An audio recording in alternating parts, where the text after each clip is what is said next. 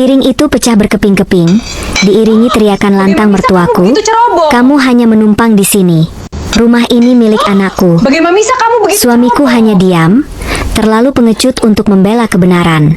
Mereka pikir aku akan menangis. Salah besar. Dengan tenang, kubanting map merah berisi sertifikat rumah dan bukti pelunasan hutang judi mereka ke atas meja. Saat mertuaku melihat nama pemilik sah di kertas itu, wajah angkuhnya seketika berubah menjadi. Sebelum ceritanya dimulai, silahkan tulis di kolom komentar dari daerah mana saja teman-teman yang menonton cerita ini. Jangan lupa like dan subscribe agar channel ini bisa semakin berkembang dan bisa mempersembahkan cerita yang lebih menarik lagi. Rumah di klaster Emerald Garden itu adalah definisi dari ketenangan yang mahal. Dindingnya dicat dengan warna krim lembut. Lantainya marmer dingin yang menyerap kelelahan setelah seharian bekerja, dan di sudut ruang tamu, berdiri sebuah piano tua yang jarang dimainkan namun selalu dibersihkan. Bagi Kirana, rumah ini bukan sekadar tempat berteduh. Ini adalah trofi. Bukti fisik dari 10 tahun kerja kerasnya meniti karir dari seorang staf akuntan junior, hingga kini menjadi head of finance di sebuah perusahaan multinasional. Jarum jam dinding menunjukkan pukul 7 malam ketika Kirana melangkah masuk. Hening. Aromaterapi lavender yang ia pasang otomatis menyapa indera penciumannya. Namun ada sesuatu yang janggal. Sepatu kerja suaminya, Satria, tergeletak miring sembarangan di dekat rak sepatu yang seharusnya rapi. "Mas," panggil Kirana pelan sambil meletakkan tas kerjanya di meja konsol. Satria muncul dari ruang tengah, wajahnya tampak kusut, kemeja kerjanya sudah keluar dari celana.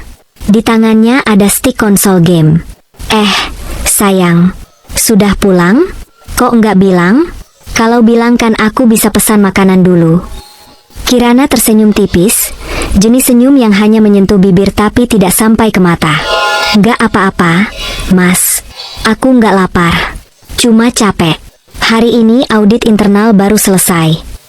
Kirana berjalan menuju dapur, membuka kulkas 2 pintu miliknya, yang ia beli tunai 6 bulan lalu, dan menuang segelas air dingin. Matanya menyapu sekeliling dapur.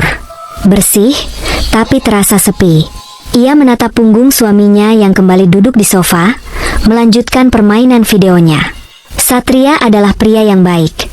Setidaknya itu yang selalu diulang-ulang Kirana dalam hatinya. Satria tidak main perempuan, tidak main tangan, dan selalu pulang tepat waktu. Namun, Satria memiliki satu cacat fatal yang perlahan menggerogoti pernikahan mereka. Dia tidak memiliki tulang punggung yang kuat, baik secara mental maupun finansial. Gaji Satria sebagai staf administrasi senior sebenarnya cukup untuk hidup sederhana. Namun, gaya hidup mereka, rumah di kawasan elit, mobil SUV di garasi, liburan tahunan, hampir 90% ditopang oleh dompet Kirana. Kirana tidak pernah mempermasalahkan itu. Baginya, pernikahan adalah tim. Siapa yang punya lebih, memberi lebih. "Mas, tagihan listrik bulan ini sudah dibayar?" tanya Kirana sambil duduk di sebelah Satria. Satria tersentak, jarinya meleset menekan tombol stick. "Aduh lupa, Ran. Saldo di rekeningku kepakai buat servis motor kemarin. Kamu handle dulu ya. Nanti kalau bonusku cair bulan depan, aku ganti." Kirana menghela napas panjang, sangat pelan agar Satria tidak tersinggung. "Oke, nanti aku transfer." Kalimat, "nanti aku ganti," sudah menjadi mantra yang kehilangan maknanya. Kirana tahu bonus Satria tidak akan pernah cukup untuk mengganti pengeluaran rumah tangga yang mencapai puluhan juta per bulan. Tapi ia diam. Ia memilih damai. Malam itu, Kirana tidur dengan perasaan gelisah yang tak beralasan, seolah kedamaian di rumah mewahnya hanyalah ketenangan sebelum badai besar datang menghantam. 3 hari kemudian, badai itu benar-benar datang. Bukan dalam bentuk angin ribut, melainkan dalam wujud sebuah taksi online yang berhenti mendadak di depan pagar rumah. Hari itu hari Sabtu. Kirana sedang menikmati waktu santainya dengan menyiram tanaman aglaonema koleksinya di teras depan. Satria sedang mencuci mobil, atau lebih tepatnya, menyiram mobil sambil bermain ponsel. Suara pintu mobil taksi yang dibanting keras membuat Kirana menoleh. Dari kursi penumpang belakang, turunlah sosok wanita parubaya dengan kacamata hitam besar, gaun batik sutra yang terlihat mahal, meski modelnya sudah ketinggalan zaman, dan dagu yang diangkat tinggi seolah sedang menantang matahari. Itu Bu Anggraini, ibu mertuanya. Satria, jangan cuma bengong, bantuin ibu angkat koper, teriak Bu Anggraini tanpa basa-basi. Kirana terperangah. Ia melihat sopir taksi dengan susah payah mengeluarkan 4 koper besar dari bagasi, ditambah 2 kardus yang diikat tali rafia. Ini bukan kunjungan akhir pekan. Ini perpindahan. Ibu. Satria mematikan keran air, wajahnya pucat pasi. Ia berlari kecil menghampiri ibunya, mencium tangan wanita itu dengan takzim yang berlebihan. Ibu kok nggak kabarin dulu kalau mau datang? HP ibu mati. Lagian, masa mau ke rumah anak sendiri harus buat proposal? Bu Anggraini melepas kacamata hitamnya, menatap rumah Kirana dengan pandangan menilai, seperti calon pembeli yang sedang mencari cacat bangunan. Kirana meletakkan selang air dan mendekat. Selamat pagi, Bu. Tumben sekali bawa barang banyak. Bu Anggraini menoleh ke arah Kirana, tatapannya berubah dingin. Oh, Kirana. Masih hidup tanaman-tanaman murahmu ini? Ibu pikir sudah mati semua karena nggak keurus. Maklumlah, wanita karir kan sibuk. Kirana menelan ludah, menahan gejolak di dadanya. Silakan masuk dulu, Bu. Di ruang tamu, setelah koper-koper itu memenuhi hampir separuh ruangan, bom waktu itu akhirnya meledak. Jadi begini, Bu Anggraini duduk di sofa kulit Italia milik Kirana, mengangkat kakinya ke atas meja kopi tanpa melepas sandal.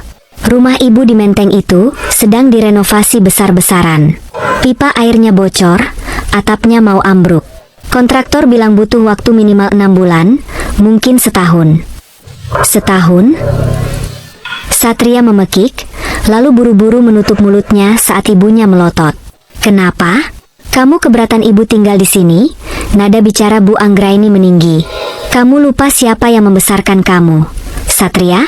Siapa yang menyekolahkan kamu sampai sarjana? Bukan begitu, Bu. Satria menciut, tubuhnya melengkung tanda menyerah. Ia menoleh pada Kirana, matanya memancarkan sinyal SOS. Kirana menarik napas. Logikanya bekerja cepat. Renovasi setahun untuk pipa bocor tidak masuk akal.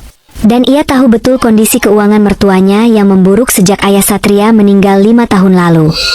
Bu, kalau renovasi, kenapa tidak sewa apartemen saja? Biar ibu lebih leluasa. Nanti kami bantu carikan. Apa? Bu Anggraini tertawa sumbang. Kamu mau mengusir ibu ke kotak beton sempit itu? Sementara anak ibu tinggal di istana ini? Hebat ya kamu, Kirana. Baru jadi istri berapa tahun sudah berani mengatur-ngatur. Bu Anggraini berdiri, berjalan menuju kamar tidur utama, kamar Kirana dan Satria. Kamar ini paling besar dan ada kamar mandinya kan? Ibu pakai kamar ini. Kalian pindah ke kamar tamu di atas. Tunggu, Bu, potong Kirana tegas. Itu kamar pribadi kami. Kamar tamu di bawah ada, cukup luas dan nyaman. Ibu bisa pakai yang itu. Satria. Bu Anggraini tidak menggubris Kirana, ia menatap anaknya. Istrimu ini tidak punya sopan santun. Kamu diam saja. Satria menunduk, tidak berani menatap Kirana. Ran, sudahlah. Ibu kan orang tua. Kita ngalah saja ya. Cuma sementara kok. Ya, tolong ya, Ran. Melihat suaminya yang tak berdaya, Kirana merasakan retakan pertama di hatinya hari itu. Bukan karena ia harus pindah kamar, tapi karena ia sadar, di rumah ini, ia sendirian. Baik, kata Kirana dingin. Silakan pakai kamar utama. Tapi barang-barang pribadi saya jangan disentuh. Bu Anggraini tersenyum menang. Senyum yang akan menghantui Kirana di hari-hari berikutnya. 1 minggu setelah kedatangan Bu Anggraini, suasana rumah berubah menjadi neraka yang dibungkus kain sutra. Bu Anggraini tidak hanya menumpang tidur. Ia melakukan invasi total. Pagi itu, Kirana bangun pukul 5 pagi karena harus mempersiapkan materi presentasi untuk rapat direksi. Namun, saat ia turun ke dapur untuk menyeduh kopi, ia menemukan Bu Anggraini sudah berdiri di sana, berkacak pinggang di depan kulkas yang terbuka. Nah, bangun juga akhirnya Nyonya Besar. sindir Bu Anggraini. Pagi, Bu, sapa Kirana singkat, mencoba mengabaikan nada sinis itu. Kamu ini istri macam apa, Kirana? Bu Anggraini membanting pintu kulkas. Isi kulkas cuma daging beku, sayuran hidroponik, sama susu kotak. Mana bumbu gilingnya? Mana santannya? Satria itu dari kecil suka sarapan lontong sayur atau nasi uduk buatan rumah. Bukan roti bakar kering kayak makanan orang sakit. Mas Satria nggak pernah komplain. Bu, lagi pula saya harus berangkat kerja jam 6:30. Nggak sempat kalau harus masak besar, jawab Kirana sambil menyalakan mesin kopi. Alasan? Bu Anggraini mendekat, jarinya menunjuk-nunjuk wajah Kirana. Wanita itu kodratnya melayani suami. Kalau kamu nggak becus, mending Satria cari istri lain yang bisa ngurus dia. Kerja, kerja, kerja terus. Uangmu itu nggak akan dibawa mati. Kirana memejamkan mata sejenak, menghitung sampai 10. Bu, saya bekerja untuk membayar cicilan rumah ini. Untuk bayar listrik yang AC-nya ibu nyalakan 24 jam non-stop. Untuk bayar belanjaan di kulkas itu. Halah, sombong. Bu Anggraini mendengus. Paling juga gaji Satria yang kamu pegang semua, kan? Jangan pikir ibu nggak tahu akal-akalan istri zaman sekarang. Menguasai uang suami biar suami nggak bisa berkutik. Siang harinya, Kirana mendapat telepon dari asisten rumah tangga paruh waktunya, Embok Yem, yang biasa datang 3 kali seminggu untuk bersih-bersih. Embok Yem menangis sesenggukan. Bu Kirana, maafkan saya, Bu. Saya nggak berani datang lagi ke rumah ibu. Loh? Kenapa, Embok? Kirana panik. Ibu mertuanya ibu, tadi pagi marahin saya habis-habisan. Katanya saya nyapu nggak bersih, dibilang saya maling sabun cuci. Terus saya disiram air bekas pel, Bu. Saya takut. Darah Kirana mendidih. Ia segera menutup telepon dan mencoba menghubungi Satria, tapi tidak diangkat. Ketika Kirana pulang sore itu, ia mendapati rumahnya berbeda. Gorden minimalis abu-abu kesayangannya sudah diganti dengan gorden bermotif bunga-bunga norak berwarna merah marun, yang entah didapat Bu Anggraini dari mana. Tanaman monstera mahalnya di ruang tamu sudah hilang, digantikan oleh guci keramik besar yang retak di bagian bibirnya. Tanamanmu itu bawa nyamuk, kata Bu Anggraini santai sambil menonton sinetron dengan volume maksimal. Gordenmu juga kayak kain kafan, suram. Rumah itu harus cerah biar rezekinya lancar. Kirana menatap Satria yang duduk di sudut sofa, memijat kaki ibunya. Satria hanya menatap Kirana dengan pandangan memohon, jangan ribut, Ran. Tolong.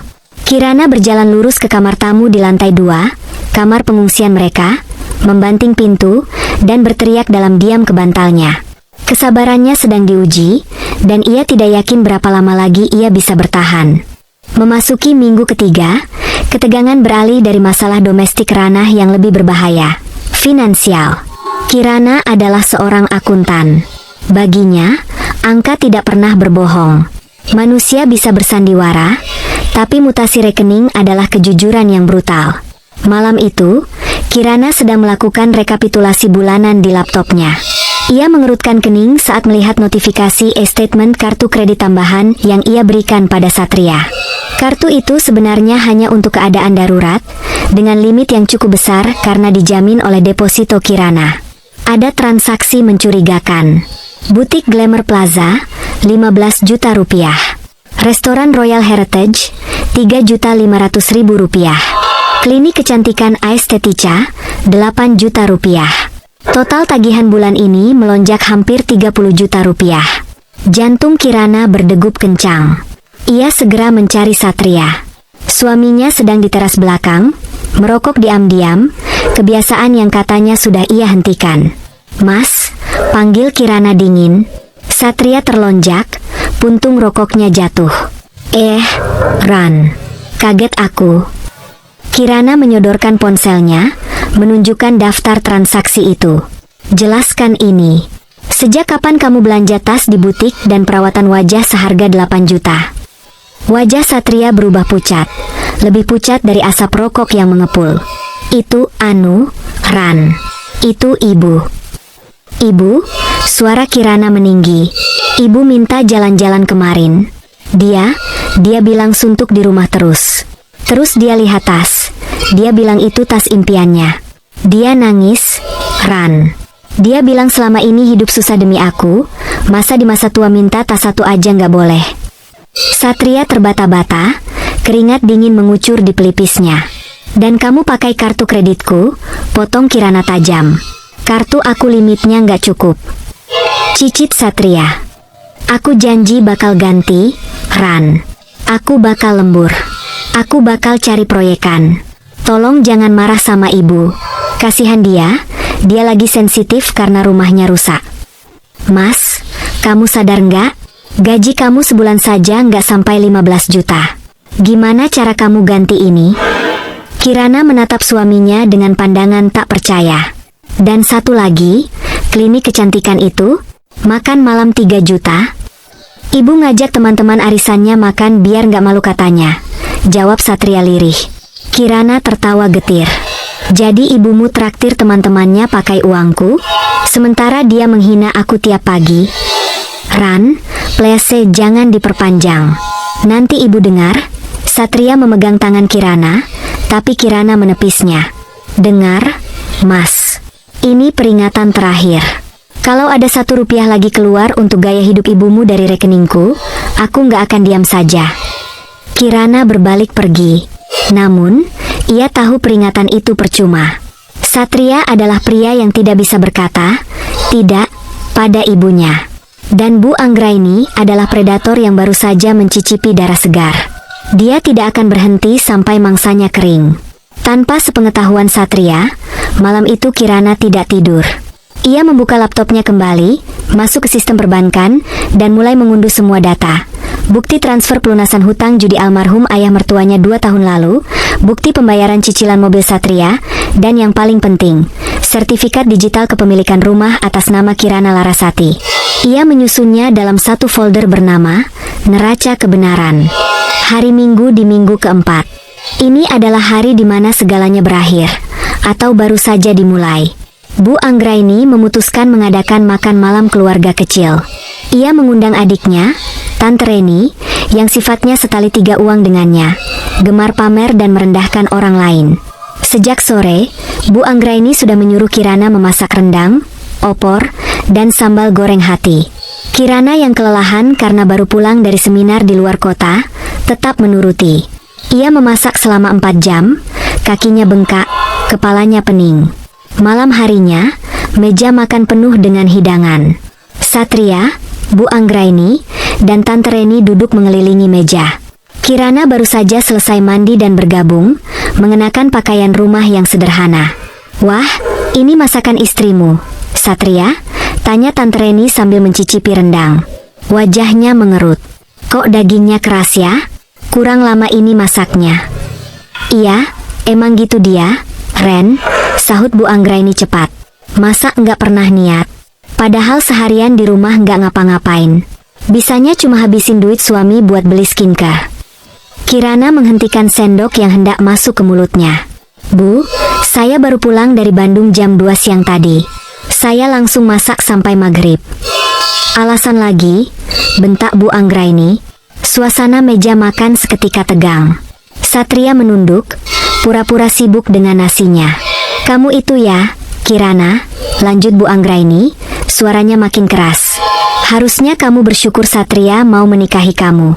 Satria itu lulusan universitas ternama, ganteng, keluarga terpandang. Kamu, cuma anak orang kampung yang kebetulan nasibnya bagus di Jakarta. Mbak Yu benar, timpal Tante Reni mengompori. Istri zaman sekarang emang kurang ajar. Saya tidak pernah kurang ajar, Bu. Suara Kirana mulai bergetar, menahan amarah yang sudah diubun-ubun. Saya hanya minta dihargai selayaknya manusia. Saya capek, Bu. Prang. Bu Anggraini melempar piring nasinya ke lantai. Pecahan keramik berserakan di dekat kaki Kirana. Berani kamu menjawab? Bu Anggraini berdiri, matanya melotot tajam, telunjuknya mengarah tepat ke hidung Kirana. Heh, Kirana, sadar diri. Kamu itu siapa di sini? Kamu hanya menumpang di rumah anak laki-lakiku. Rumah ini dibeli pakai keringat anakku. Jangan pernah berani melawan perintahku.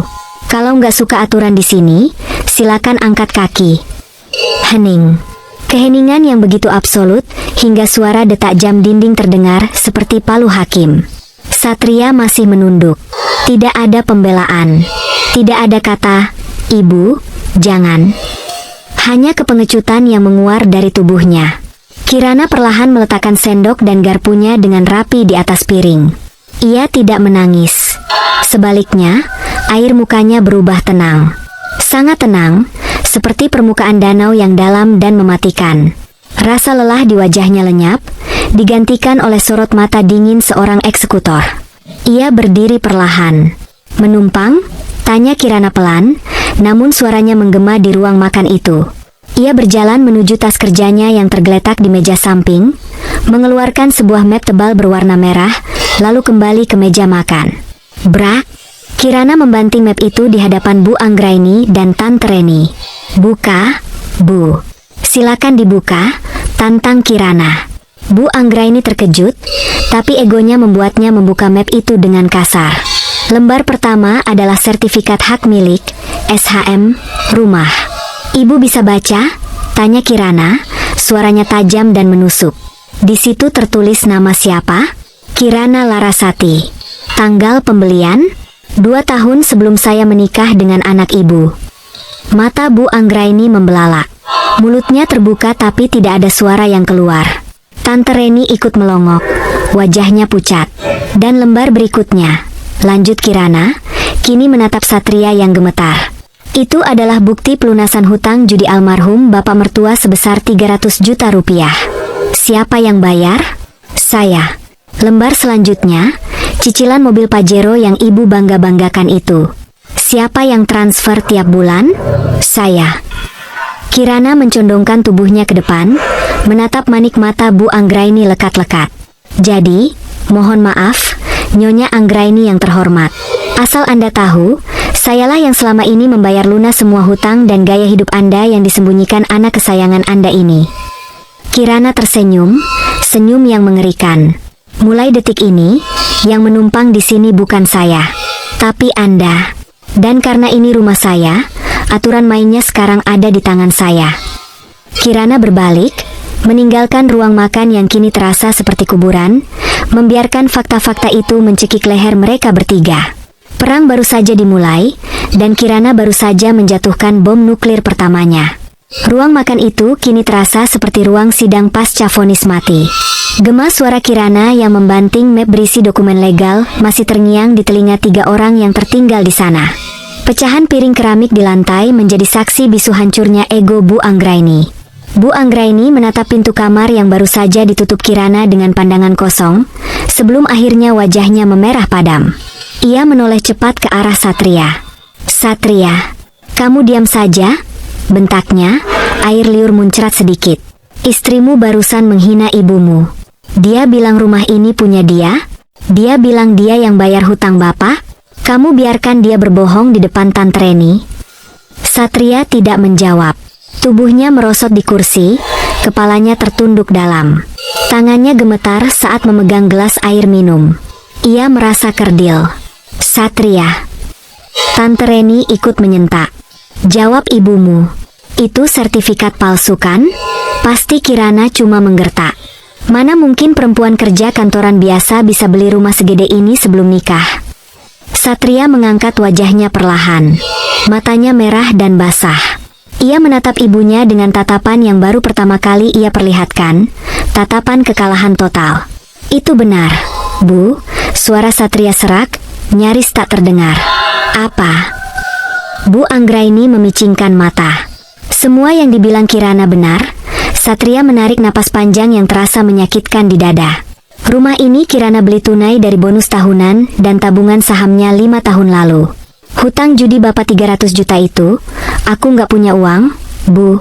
Kirana yang melunasi diam-diam supaya rentenir nggak neror ibu pas bapak meninggal. Mobil Pajero itu, DP-nya dari Kirana, cicilannya dipotong dari rekening dia tiap bulan. Bu Anggraini terhuyung ke belakang, seolah ditampar hantu. Ia berpegangan pada pinggiran meja makan agar tidak jatuh. Jadi selama ini uang yang kamu kasih ke ibu, uang yang kamu bilang hasil bisnismu? Gak ada bisnis, Bu. Satria menangis tanpa suara. Gajiku cuma UMR lebih sedikit. Habis buat bensin dan makan siang. Uang bulanan ibu 10 juta itu dari kartu kredit tambahan yang dikasih Kirana. Tante Reni menutup mulutnya dengan tangan, matanya membelalak tak percaya. Kebanggaan keluarga itu ternyata semu. Kurang ajar. Bu Anggraini tiba-tiba berteriak histeris, namun bukan penyesalan yang keluar. Perempuan licik. Dia sengaja, kan? Dia sengaja memanjakan kita pakai uangnya supaya dia bisa menginjak-injak harga diri kita kapan saja dia mau. Dia menjebak kita, Satria. Bu, sudah. Enggak, ibu enggak terima. Pokoknya besok ibu mau bicara sama dia. Mentang-mentang punya duit, dia pikir dia bisa jadi Tuhan di rumah ini.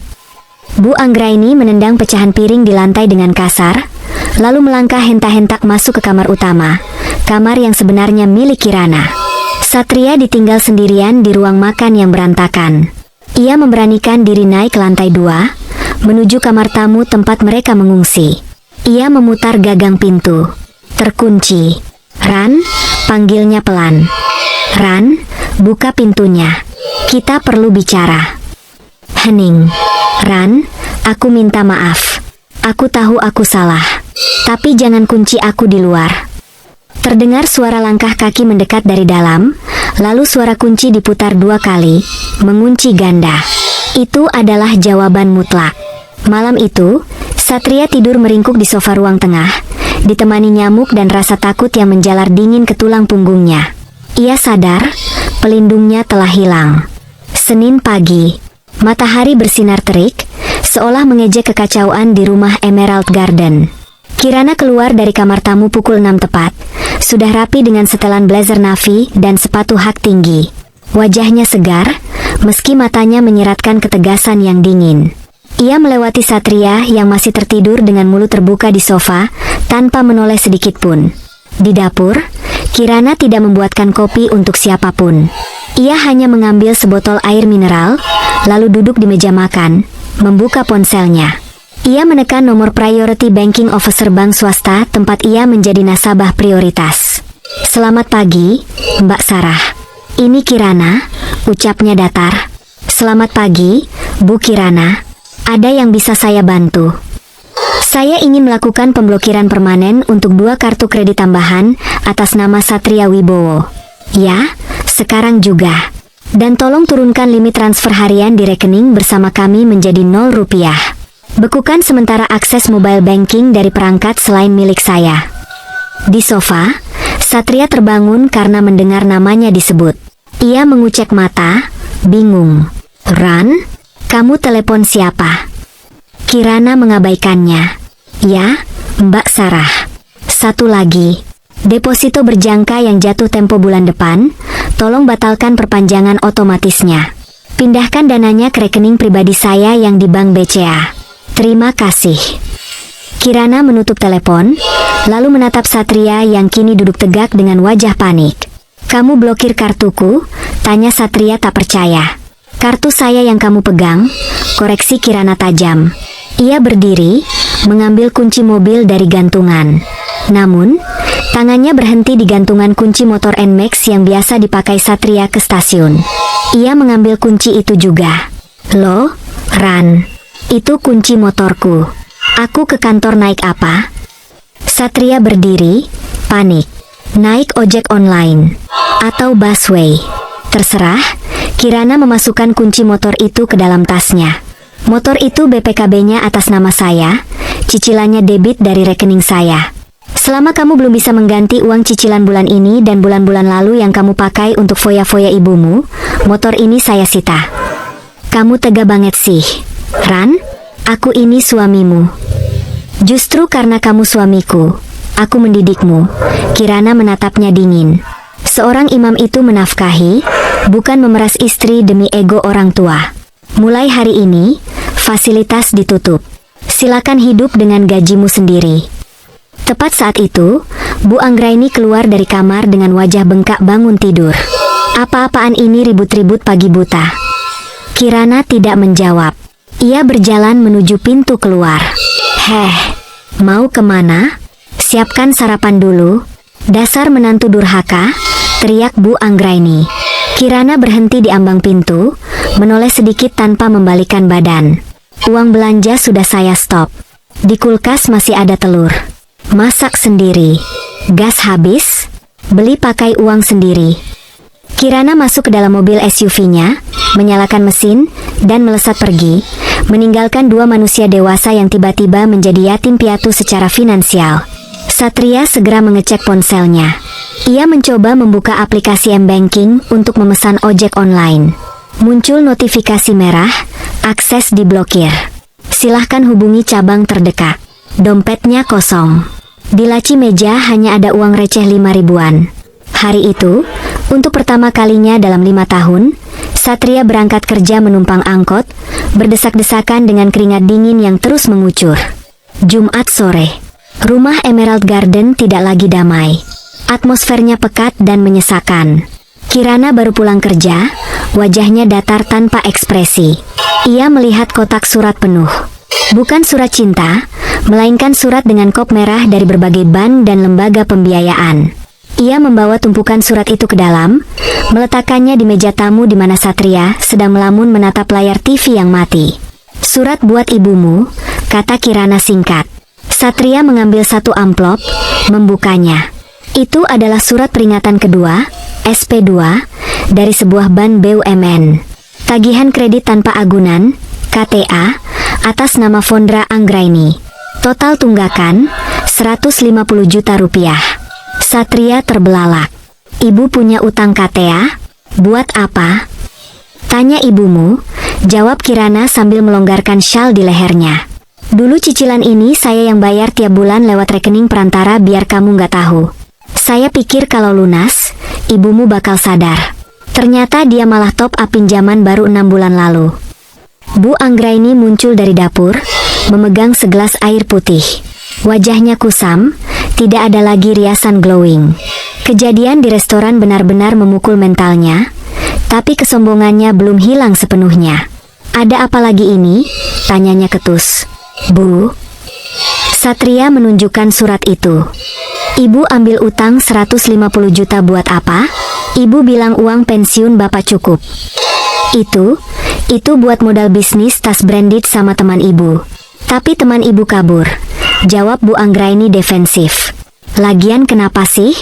Biasanya juga beres sendiri. Kirana kan uangnya banyak, tinggal bayar apa susahnya. Kirana tertawa kecil, tawa yang kering. Maaf, Bu. Nama di surat itu Fondra Anggraini, bukan Kirana Larasati. Secara hukum, saya tidak berkewajiban membayar 1 sen pun. Toh. Pintu depan digedor keras. Bukan diketuk, tapi digedor. Siapa itu? Satria panik. Kirana mengintip dari jendela, lalu kembali duduk dengan tenang di sofa, menyilangkan kaki. 2 orang berbadan besar, jaket kulit, wajah tidak ramah. Sepertinya debt collector lapangan. Hah? Bu Anggraini menjerit tertahan. Jangan buka. Satria, jangan buka. Mereka nggak akan pergi, Bu. Alamat penagihan di surat ini sudah ibu ubah ke alamat rumah ini, kan? Tebak Kirana jitu. Pintar sekali. Ibu pikir kalau debt collector datang ke sini, saya akan malu dan terpaksa bayar. Gedoran makin keras. Permisi, kami cari Ibu Fondra. Keluar. Kirana, tolong. Satria memohon, wajahnya pucat pasi. Tetangga bisa dengar. Malu, Ran. Kirana menatap suaminya lekat-lekat. Malu? Kamu lebih malu sama tetangga daripada sama istrimu yang diperas bertahun-tahun? Hadapi mereka, Satria. Itu hutang ibumu. Selesaikan sebagai laki-laki. Satria gemetar. Ia tidak berani bergerak. Akhirnya, karena gedoran makin menjadi, Kirana yang berdiri. Ia berjalan ke pintu, membukanya lebar-lebar. 2 penagih hutang berwajah garang berdiri di sana. Mana Ibu Fondra? Janji bayar minggu lalu. Mana buktinya? Bentak salah satu dari mereka. Kirana menunjuk ke arah Bu Anggraini yang bersembunyi di balik sofa. Itu orangnya. Silakan ditagih. Tapi ingat, rumah ini milik saya, Kirana Larasati. Kalau kalian merusak satu barang saja di sini, saya lapor polisi detik ini juga. Urusan hutang dia, silakan selesaikan di teras, jangan di dalam rumah saya. Bu Anggraini ditarik keluar oleh penagih hutang itu. Jeritan dan tangisannya memecah keheningan sore kompleks elit itu. Satria hanya bisa menangis di pojokan, sementara Kirana kembali duduk, menutup telinganya dengan earphone, memutar musik klasik, membiarkan realita menghajar mertuanya. Jumat sore, rumah Emerald Garden tidak lagi damai. Atmosfernya pekat dan menyesakan. Kirana baru pulang kerja, wajahnya datar tanpa ekspresi. Ia melihat kotak surat penuh. Bukan surat cinta, melainkan surat dengan kop merah dari berbagai bank dan lembaga pembiayaan. Ia membawa tumpukan surat itu ke dalam, meletakkannya di meja tamu di mana Satria sedang melamun menatap layar TV yang mati. Surat buat ibumu, kata Kirana singkat. Satria mengambil satu amplop, membukanya. Itu adalah surat peringatan kedua, SP2, dari sebuah bank BUMN. Tagihan kredit tanpa agunan, KTA, atas nama Fondra Anggraini. Total tunggakan, 150 juta rupiah. Satria terbelalak. Ibu punya utang KTA? Buat apa? Tanya ibumu, jawab Kirana sambil melonggarkan syal di lehernya. Dulu cicilan ini saya yang bayar tiap bulan lewat rekening perantara biar kamu nggak tahu. Saya pikir kalau lunas, ibumu bakal sadar. Ternyata dia malah top up pinjaman baru 6 bulan lalu. Bu Anggraini muncul dari dapur, memegang segelas air putih. Wajahnya kusam, tidak ada lagi riasan glowing. Kejadian di restoran benar-benar memukul mentalnya, tapi kesombongannya belum hilang sepenuhnya. Ada apa lagi ini? Tanyanya ketus. Bu. Satria menunjukkan surat itu. Ibu ambil utang 150 juta buat apa? Ibu bilang uang pensiun bapak cukup. Itu buat modal bisnis tas branded sama teman ibu. Tapi teman ibu kabur. Jawab Bu Anggraini defensif. Lagian kenapa sih? Biasanya juga beres sendiri. Kirana kan uangnya banyak, tinggal bayar apa susahnya. Kirana tertawa kecil, tawa yang kering. Maaf, Bu. Nama di surat itu Fondra Anggraini, bukan Kirana Larasati. Secara hukum, saya tidak berkewajiban membayar 1 sen pun. Toh. Pintu depan digedor keras. Bukan diketuk, tapi digedor. Siapa itu? Satria panik. Kirana mengintip dari jendela, lalu kembali duduk dengan tenang di sofa, menyilangkan kaki. 2 orang berbadan besar, jaket kulit, wajah tidak ramah. Sepertinya debt collector lapangan. Hah? Bu Anggraini menjerit tertahan. Jangan buka. Satria, jangan buka. Mereka nggak akan pergi, Bu. Alamat penagihan di surat ini sudah ibu ubah ke alamat rumah ini. Kan? Tebak Kirana jitu. Pintar sekali. Ibu pikir kalau debt collector datang ke sini, saya akan malu dan terpaksa bayar. Gedoran makin keras. Permisi, kami cari Ibu Fondra. Keluar. Kirana, tolong. Satria memohon, wajahnya pucat pasi. Tetangga bisa dengar. Malu, Ran. Kirana menatap suaminya lekat-lekat. Malu? Kamu lebih malu sama tetangga daripada sama istrimu yang diperas bertahun-tahun? Hadapi mereka, Satria. Itu hutang ibumu. Selesaikan sebagai laki-laki. Satria gemetar. Ia tidak berani bergerak. Akhirnya, karena gedoran makin menjadi, Kirana yang berdiri. Ia berjalan ke pintu, membukanya lebar-lebar. 2 penagih hutang berwajah garang berdiri di sana. Mana Ibu Fondra? Janji bayar minggu lalu, mana buktinya? Bentak salah satu dari mereka. Kirana menunjuk ke arah Bu Anggraini yang bersembunyi di balik sofa. Itu orangnya. Silakan ditagih. Tapi ingat, rumah ini milik saya, Kirana Larasati. Kalau kalian merusak satu barang saja di sini, saya lapor polisi detik ini juga. Urusan hutang dia, silakan selesaikan di teras, jangan di dalam rumah saya. Bu Anggraini ditarik keluar oleh penagih hutang itu. Jeritan dan tangisannya memecah keheningan sore kompleks elit itu. Satria hanya bisa menangis di pojokan, sementara Kirana kembali duduk, menutup telinganya dengan earphone, memutar musik klasik, membiarkan realita menghajar mertuanya. Sabtu pagi, pasca insiden debt collector, Bu Anggraini tidak bisa tidur semalaman. Matanya bengkak, tapi dendamnya makin membara. Ia merasa dipermalukan di depan tetangga. Logikanya sudah tumpul. Ia menganggap Kirana adalah penyebab semua kesialannya, bukan hutangnya sendiri. Ia memutuskan melancarkan serangan terakhir, menggunakan otoritas lingkungan. Pukul 10 pagi, Bu Anggraini diam-diam pergi ke rumah Pak RT. Ia menangis, mengarang cerita bahwa ia dianiaya secara verbal, tidak dikasih makan, dan diancam akan dibunuh oleh menantunya. Pak RT yang merupakan pensiunan tentara dan menjunjung tinggi hormat pada orang tua, termakan omongan itu. Setengah jam kemudian, Pak RT datang bersama 2 orang hansip ke rumah Kirana. Assalamualaikum. Suara Pak RT terdengar berat dan berwibawa.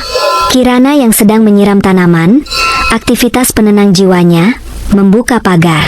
Waalaikumsalam, Pak RT. Ada apa ya Pak? Tumben bawa rombongan.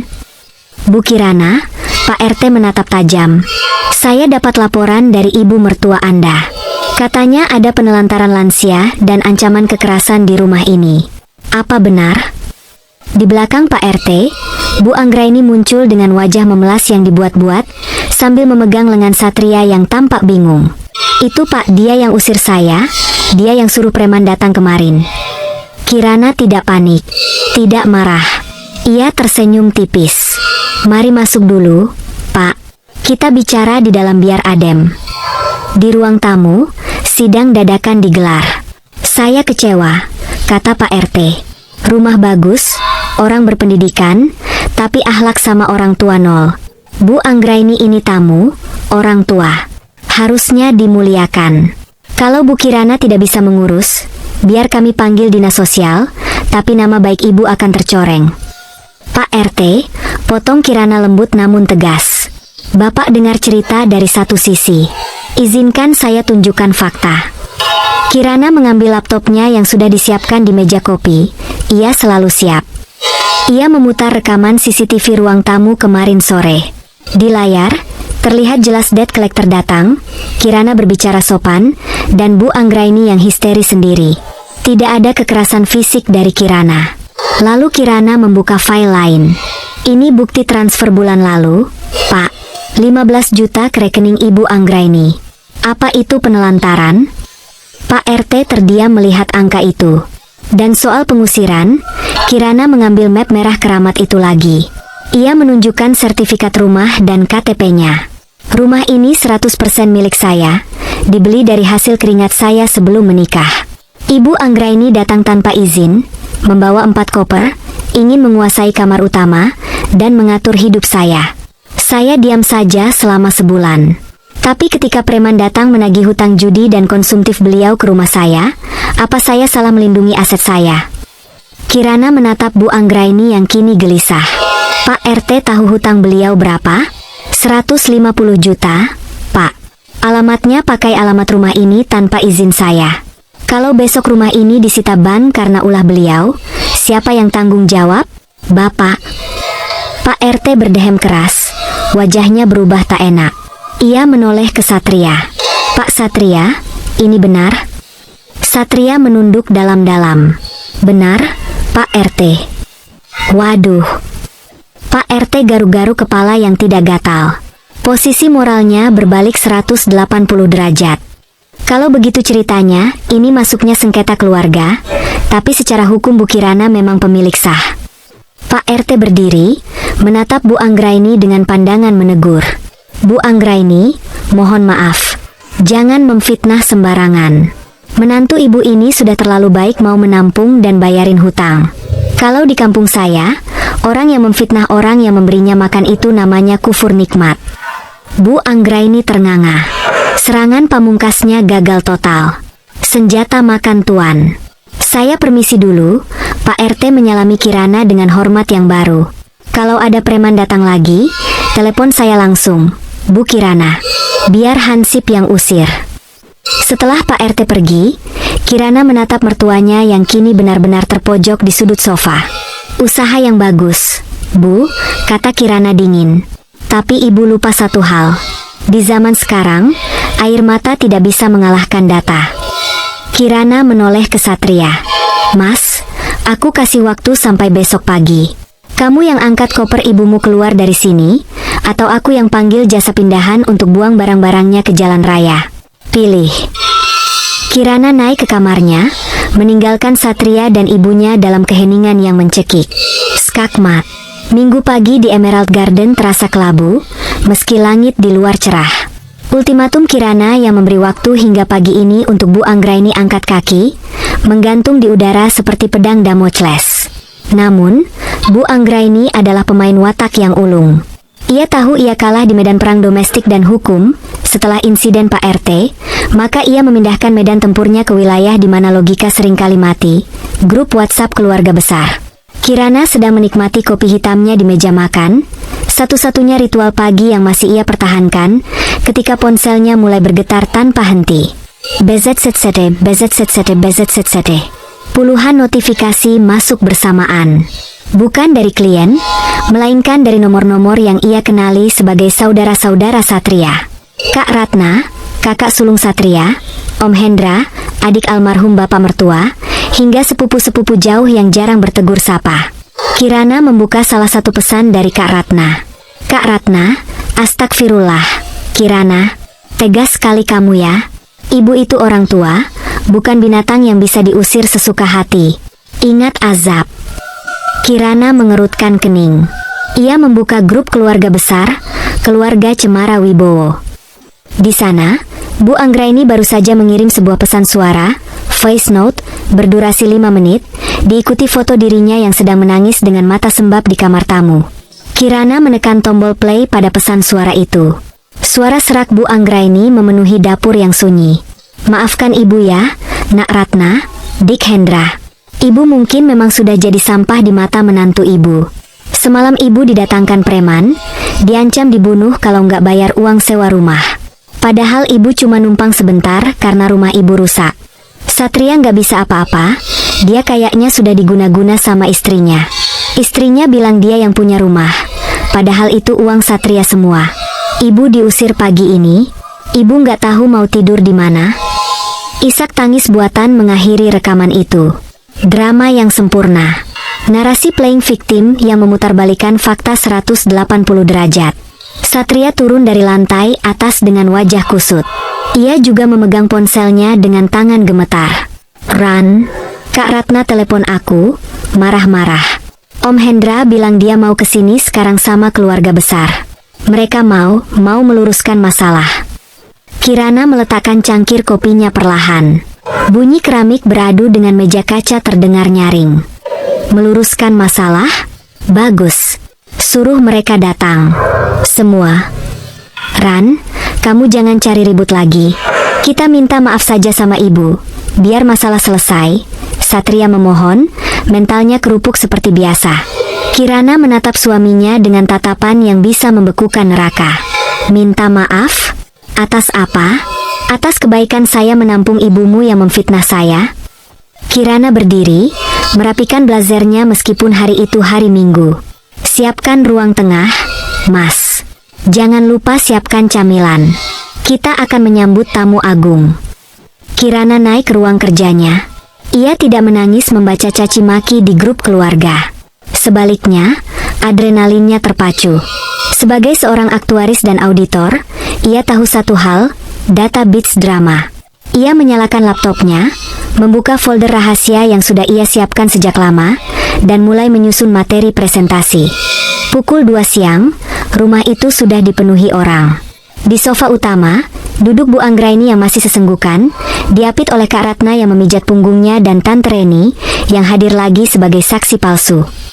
Di kursi lain, ada Om Hendra, sosok yang dituakan dalam keluarga, duduk dengan wajah garang. Beberapa sepupu duduk di karpet, menatap Kirana dengan pandangan jijik. Kirana duduk sendirian di kursi single di seberang mereka. Tegak, tenang, tanpa ekspresi.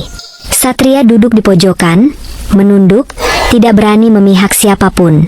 Jadi begini, Kirana, Om Hendra membuka suaranya berat dan menghakimi. Saya tidak menyangka pendidikan tinggimu justru membuat akhlakmu rendah. Ibu Anggraini ini ibumu juga. Kok tega kamu mengusir dia dan menyewa preman? Preman itu debt collector, Om. Menagih hutang ibu, jawab Kirana datar. Halah, alasan? Kak Ratna menyambar. Ibu bilang itu hutangmu yang pakai nama ibu. Kamu kan pintar manipulasi data. Satria juga bilang gajinya kamu yang pegang semua. Kamu mau menguasai harta keluarga Wibowo, kan? Ratna benar, tambah Bu Anggraini dengan suara lirih yang dibuat-buat. Saya lihat sendiri, dia marahin Satria kalau Satria mau kasih uang ke saya. Dia pelit, Mas Hendra. Dia kikir. Cukup, potong Om Hendra. Satria, kamu laki-laki. Jawab yang jujur. Benar istrimu menguasai uangmu dan menyiksa ibumu. Semua mata tertuju pada Satria. Ini adalah momen penentuan. Jika Satria memiliki sedikit saja keberanian untuk membela kebenaran, mungkin hati Kirana masih bisa luluh. Satria mengangkat wajahnya, menatap ibunya yang melotot tajam, lalu menatap Kak Ratna yang mendelik. Nyalinya ciut. Ketakutan masa kecilnya terhadap dominasi ibunya mengambil alih. Iya, Om, jawab Satria gagap. Kirana memang agak keras sama ibu. Keuangan juga, Kirana yang atur. Duar. Itu adalah suara hati Kirana yang hancur berkeping-keping menjadi debu. Pengkhianatan terakhir. Satria memilih menyelamatkan wajahnya sendiri dan mengorbankan istrinya. Tuh kan, seru Kak Ratna puas. Suaminya sendiri yang ngaku. Dasar istri durhaka. Kamu harus sujud minta maaf di kaki ibu sekarang, dan kembalikan akses keuangan Satria. Kalau tidak, ceraikan saja dia, Satria. Kirana tidak marah. Anehnya, ia justru merasa lega. Pengakuan palsu Satria itu membebaskannya dari rasa bersalah untuk apa yang akan ia lakukan selanjutnya. Cinta itu sudah resmi mati. Kini, yang tersisa hanyalah kalkulasi bisnis. Kirana berdiri perlahan. Mau kemana kamu? Mau kabur? Sindir Tante Reni. Kirana berjalan menuju meja TV. Ia mengambil kabel HDMI yang sudah ia siapkan, lalu mencolokkannya ke laptopnya.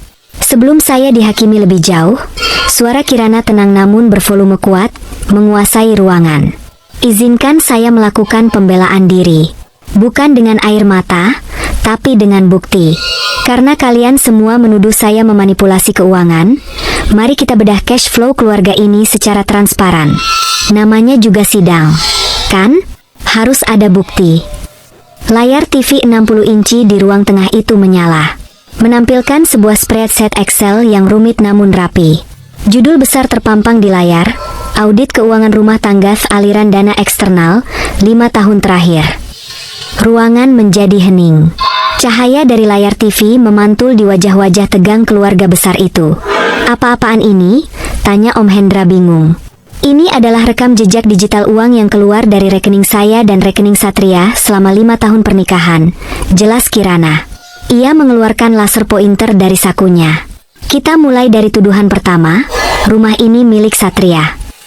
Kirana mengklik slide berikutnya. Terpampang pindaian sertifikat hak milik, akta jual beli, dan bukti transfer dari rekening Kirana Larasati ke pengembang perumahan. Tanggalnya tertera jelas, 2018. 2 tahun sebelum pernikahan. Ada nama Satria di sini?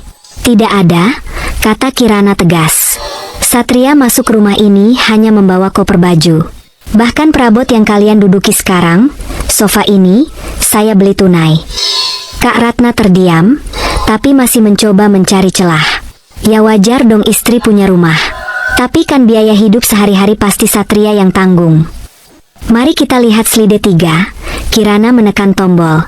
Muncul grafik batang berwarna merah dan biru. Grafik biru, pemasukan Satria, sangat pendek. Sedangkan grafik merah, pengeluaran rumah tangga gaya hidup keluarga Satria, menjulang tinggi. Gaji Satria rata-rata 8 juta per bulan. Pengeluaran listrik rumah ini 3 juta. Cicilan mobil Pajero yang dipakai Satria, yang sering dipinjam Kak Ratna buat kondangan, itu 7 juta per bulan. Makan 4 juta. Total 14 juta. Minus 6 juta setiap bulan. Siapa yang menutupinya? Saya. Kirana menatap Kak Ratna. Wajah kakak iparnya itu mulai pucat. Dan sekarang, bagian paling menarik. Aliran dana keluar ke pihak ketiga. Kirana membuka tab baru di Excel-nya. Daftar nama muncul. Ibu Anggraini, total 5 tahun 450 juta rupiah. Keterangan, pelunasan hutang judi bapak, renovasi fiktif, belanja barang mewah. Ratna Wibowo, Kak Ratna total 5 tahun 75 juta rupiah. Hendra Wibowo, Om Hendra total 25 juta rupiah.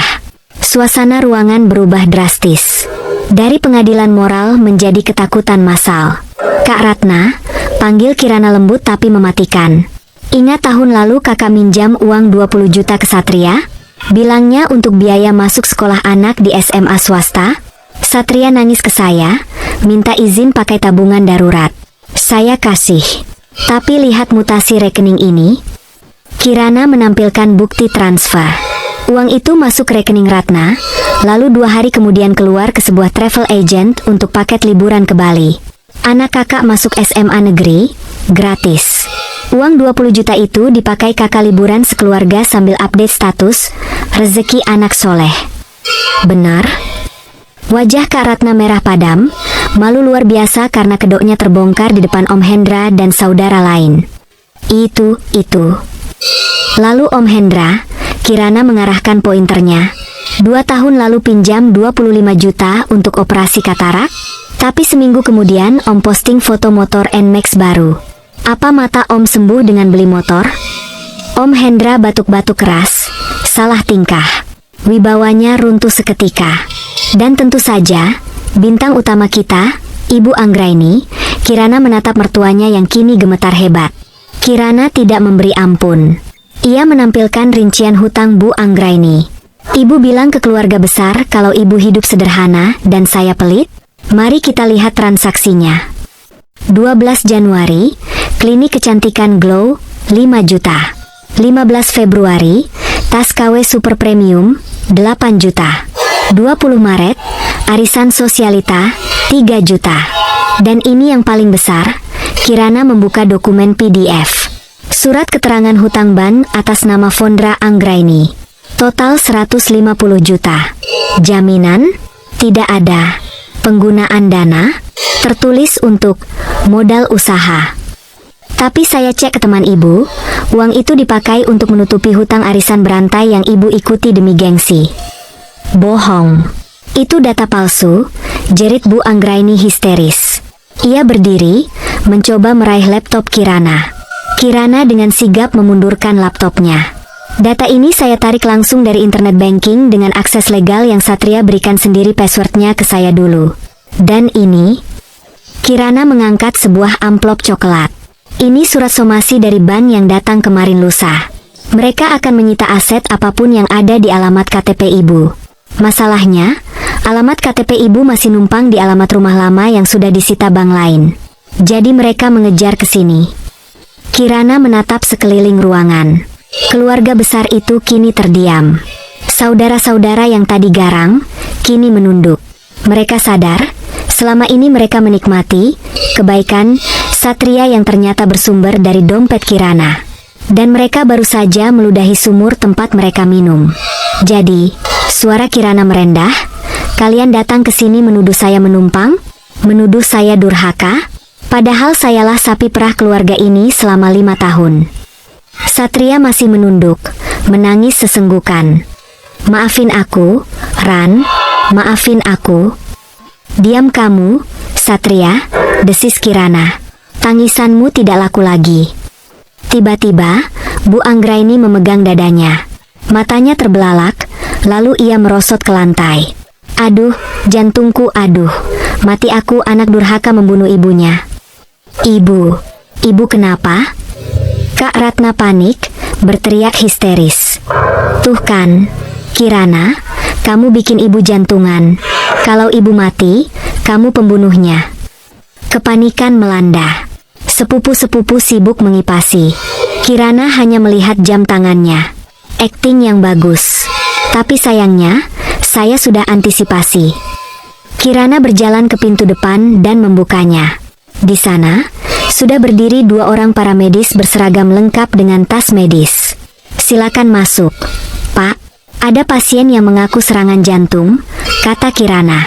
Ia menyewa jasa home care medis standby sejak siang tadi. Ia tahu mertuanya akan memainkan kartu sakit saat terdesak.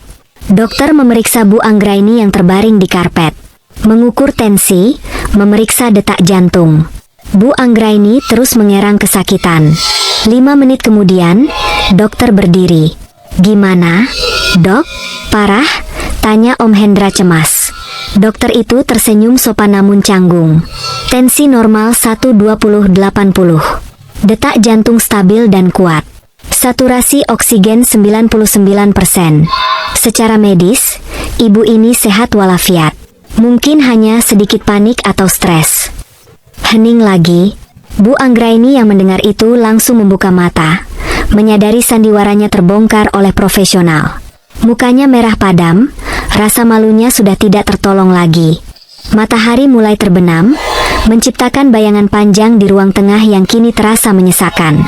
Presentasi Kirana sudah selesai, tapi dampaknya permanen. Om Hendra adalah yang pertama berdiri. Saya pamit dulu. Ada urusan mendadak. Ia pergi tanpa menyalami Bu Anggraini atau Satria, malu karena kedok motor NMAX-nya terbongkar.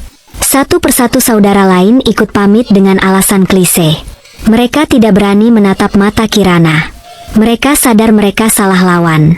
Kirana bukan menantu yang bisa digertak. Dia adalah tembok beton yang dilapisi baja. Tinggallah Kak Ratna, Bu Anggraini, dan Satria. Ratna, kata Kirana, bawa ibumu pergi. Sekarang, kamu ngusir kami, malam-malam begini? Ratna mencoba membentak, tapi suaranya kehilangan tenaga. Kalian punya mobil, punya rumah. Silakan bawa ibu ke rumahmu, Ratna. Kamu kan anak berbakti yang menikmati uang liburan dari suami saya. Sekarang giliran kamu berbakti sesungguhnya. Wajah Ratna pias.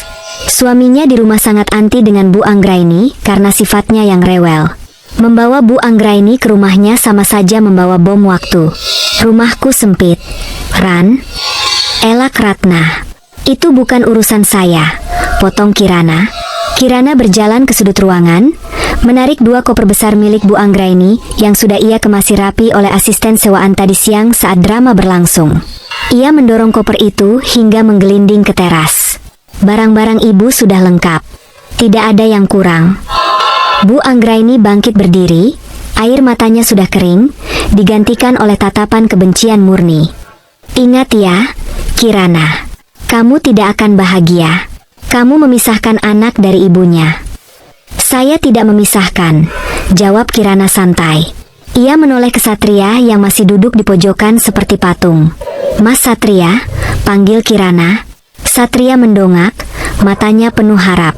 Pilihannya simpel. Kamu tetap duduk di situ, tapi ibumu keluar dari pagar ini selamanya dan kita ganti kunci rumah besok. Atau, kamu berdiri, angkat koper ibumu, pergi bersamanya, dan besok pagi pengacara saya akan kirim gugatan cerai ke kantor kamu. Satria menatap Kirana, lalu menatap ibunya. Satria, ayo pulang. Kita tidak butuh perempuan sombong ini, teriak Bu Anggraini. Kita bisa hidup tanpa dia. Satria tahu itu bohong. Mereka tidak bisa hidup tanpa uang Kirana. Tapi Satria juga tahu, jika dia tetap di situ, dia akan hidup di bawah bayang-bayang rasa bersalah pada ibunya seumur hidup. Dan yang lebih parah, dia tahu Kirana sudah tidak menghormatinya lagi. Tatapan Kirana padanya bukan tatapan cinta, tapi tatapan pada karyawan yang gagal mencapai target. Dengan langkah berat, Satria berdiri. Dia berjalan mendekati Kirana. Ran, aku. Jangan bicara kalau tidak penting, potong Kirana. Satria mengangguk lemah. Dia berjalan melewati Kirana, menuju koper ibunya di teras. Ayo, Bu, kita pergi, ajak Satria lirih. Bagus, seru Bu Anggraini sambil meludahi lantai teras Kirana sebelum keluar gerbang. Kak Ratna buru-buru menyusul ke mobilnya, enggan menampung ibunya, mungkin akan melempar tanggung jawab itu ke Satria sepenuhnya. Kirana berdiri di ambang pintu, melihat mobil Kak Ratna dan taksi yang dipesan Satria menjauh. Ia menarik napas panjang, menghirup udara malam yang tiba-tiba terasa sangat segar. Beban ratusan kilogram seolah terangkat dari pundaknya. Ia menutup pintu jati yang tebal itu. Klik, klik. Suara kunci diputar 2 kali. Malam itu, Kirana tidur sendirian di ranjang king size-nya. Sepi, memang. Tapi untuk pertama kalinya dalam 5 tahun, ia tidur nyenyak tanpa mimpi buruk tentang tagihan dan caci maki. Rumah itu akhirnya kembali menjadi miliknya.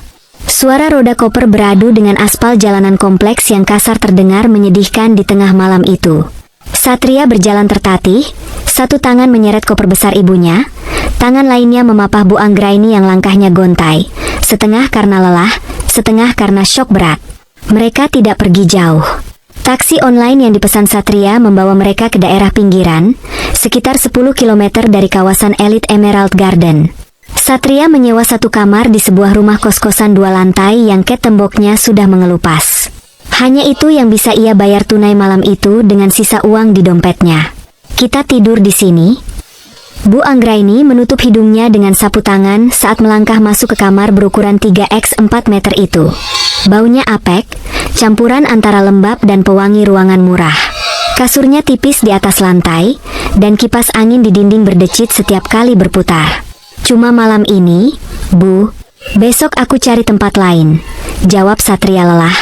Ia meletakkan koper di sudut, lalu duduk bersandar di dinding. Tulangnya terasa remuk. Ini semua gara-gara istrimu itu, gerutu Bu Anggraini, duduk di tepi kasur sambil mengipasi wajahnya. Dia benar-benar iblis. Lihat saja, Satria. Tuhan tidak tidur. Dia pasti kena azab. Satria menatap ibunya. Untuk pertama kalinya dalam hidupnya, ia tidak mengangguk setuju. Pikirannya melayang kembali ke rumah Kirana, rumah mereka dulu. AC yang dingin, kasur empuk, aroma kopi mahal di pagi hari, dan ketenangan yang terjamin. Semua itu hilang dalam sekejap karena ego. Bu, suara Satria parau. Kirana bukan iblis. Dia cuma marah. Kamu membela dia? Bu Anggraini melotot. Dia mengusir ibumu. Karena ibu memfitnah dia. Satria akhirnya membentak. Suaranya memantul di dinding sempit itu, membuat Bu Anggraini terlonjak kaget. Aku lihat buktinya, Bu. Mutasi rekening itu, aku malu, Bu. Malu. Ternyata selama ini kita hidup dari sedekah Kirana, tapi kita malah meludahi mukanya. Bu Anggraini terdiam, bibirnya gemetar. Bukan karena menyesal, tapi karena kaget anak penurutnya berani melawan. Malam itu, mereka tidur dalam diam. Satria menatap langit-langit kamar yang berjamur, mendengarkan suara nyamuk yang berdengung di telinga, dan menyadari satu hal mengerikan. Ini bukan mimpi buruk. Ini adalah hidup barunya. Sementara itu, di Emerald Garden, Kirana tidak merayakan kemenangannya dengan pesta. Ia hanya memesan jasa ganti kunci panggilan darurat.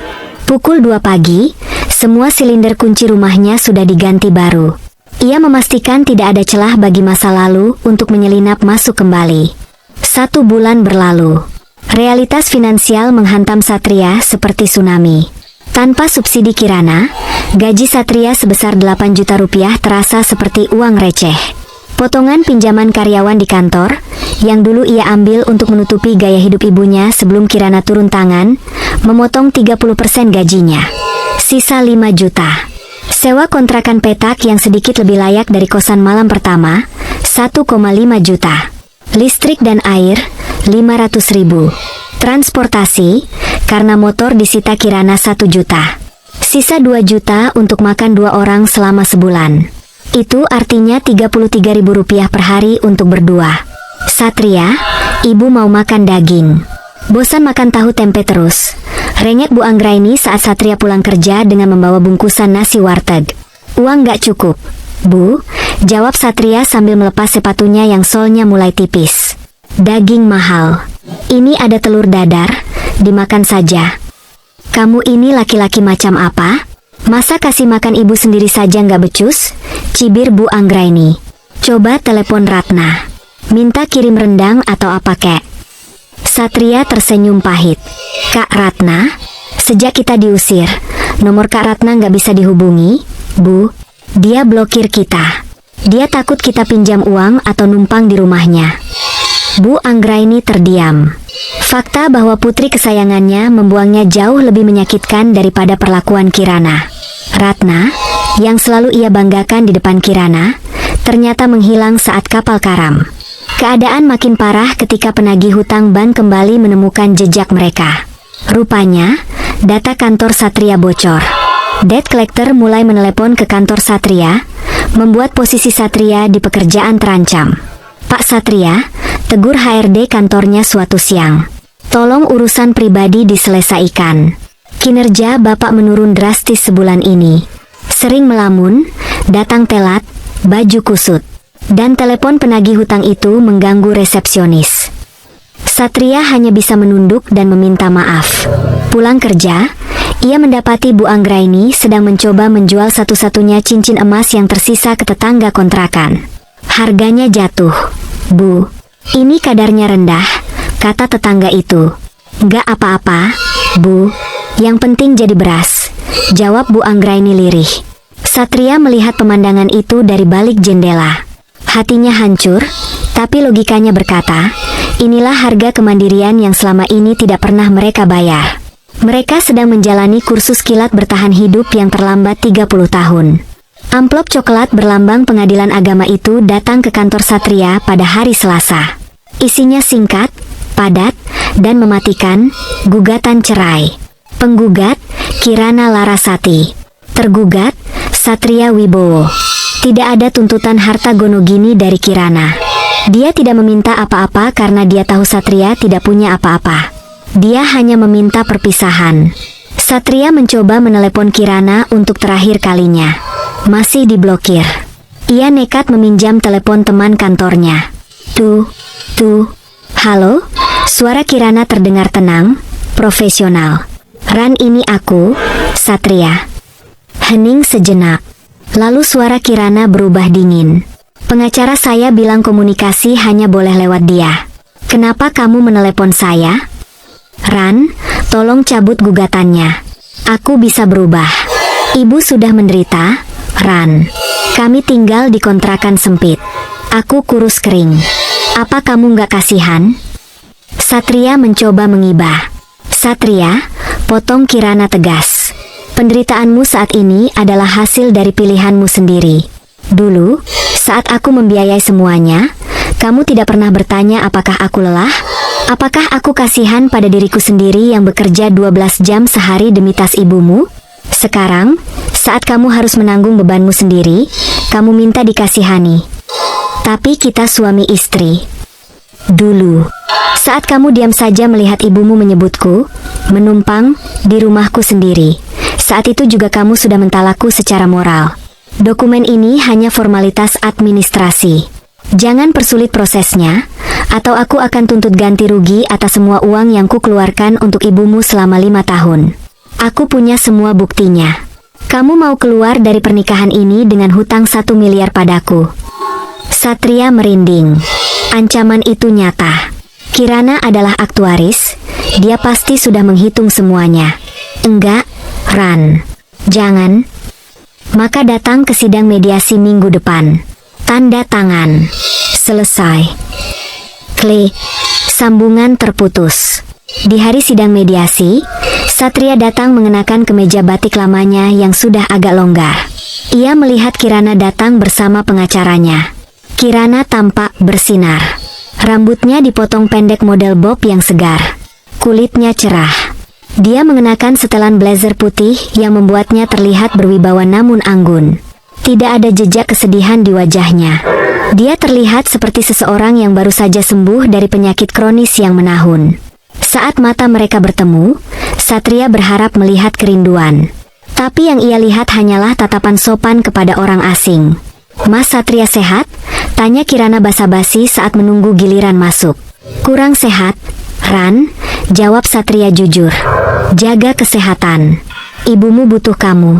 Sekarang cuma kamu yang dia punya, kata Kirana datar, lalu kembali sibuk dengan iPad-nya, memeriksa grafik saham. Di dalam ruang mediasi, Satria akhirnya menyerah.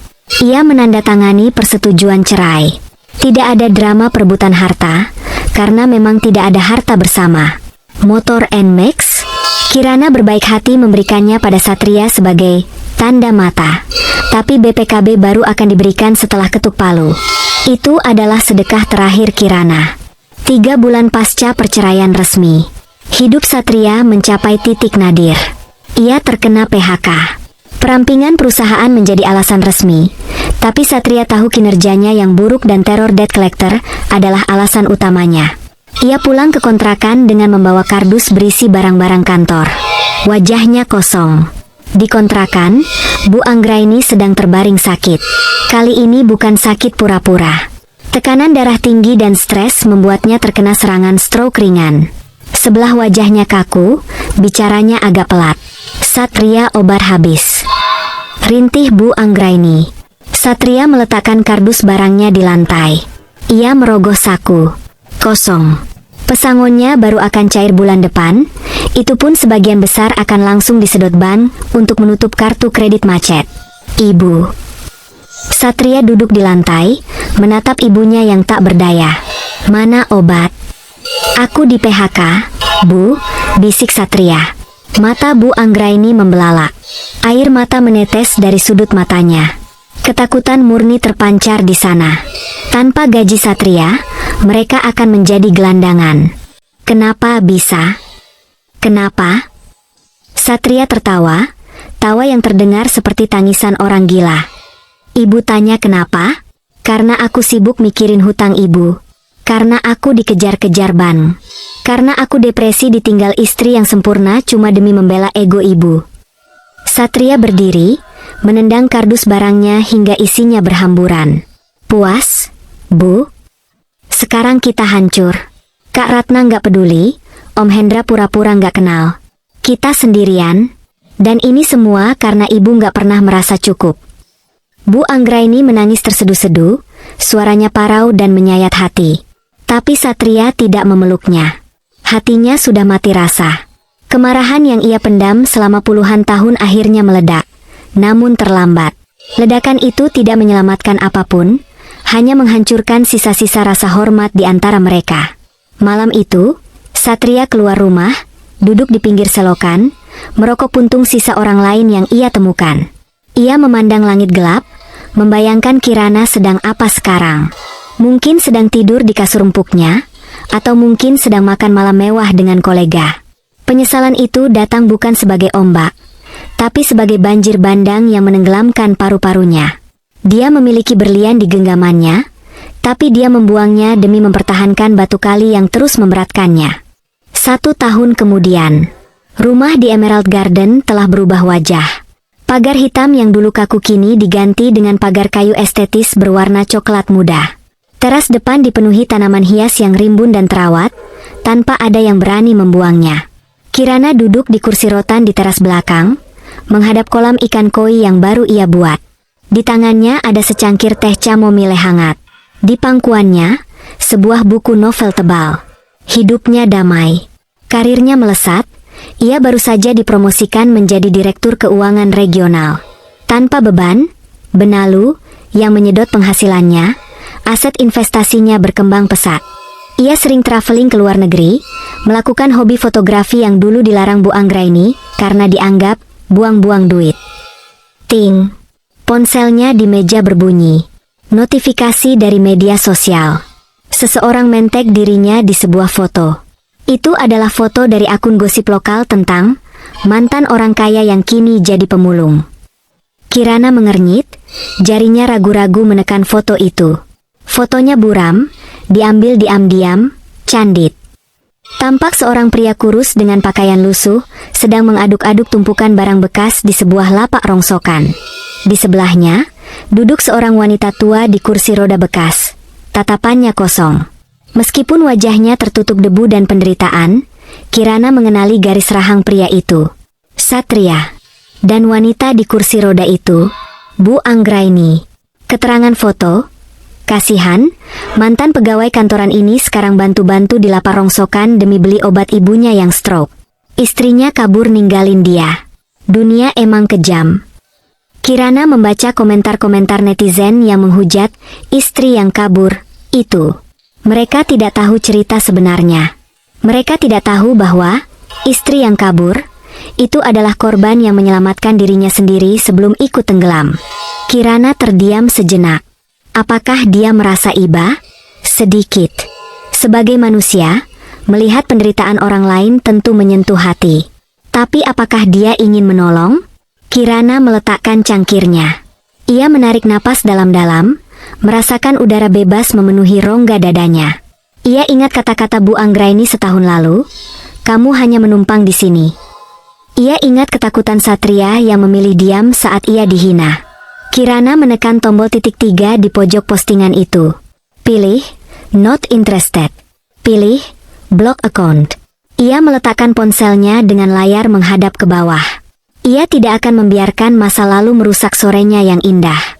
Satria dan ibunya sedang menjalani karma mereka, dan Kirana sedang menjalani karmanya sendiri. Buah manis dari kesabaran dan kerja keras. Seorang asisten rumah tangga baru, yang muda, cekatan, dan sangat sopan, keluar membawa piring berisi pisang goreng hangat. "Silakan, Bu Kirana. Ada yang perlu saya ambilkan lagi?" Kirana tersenyum tulus. "Tidak, Mbak. Terima kasih. Ini sudah cukup. Semuanya sudah cukup." Kirana kembali menyesap tehnya, menatap langit sore yang berwarna jingga keunguan. Dia bukan lagi menantu, bukan lagi istri, dan yang pasti bukan benalu. Dia adalah Kirana Larasati, pemilik rumah, pemilik hidup, dan pemilik kebahagiaannya sendiri.